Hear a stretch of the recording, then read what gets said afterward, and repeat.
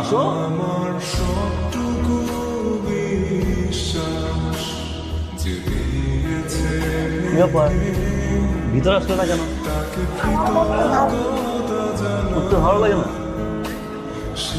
কি নাম তোমার? আহ, অনেক সুন্দর। কার সাথে আসছো এখানে? আম্মুর সাথে আসছেন আপনি? আম্মু কোথায়? একটুকু পাই ঠাঁই, তাকে কৃতজ্ঞতা জানাই, সে যে দিয়েছে আমার মহাশূন্য